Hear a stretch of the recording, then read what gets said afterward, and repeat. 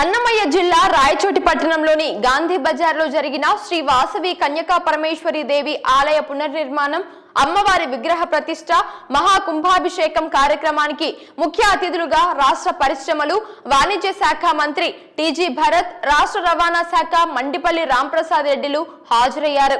ఈ సందర్భంగా మంత్రులకు ఆలయ కమిటీ సభ్యులు, వేద పండితులు పూర్ణ కుంభంతో ఘన స్వాగతం పలికారు.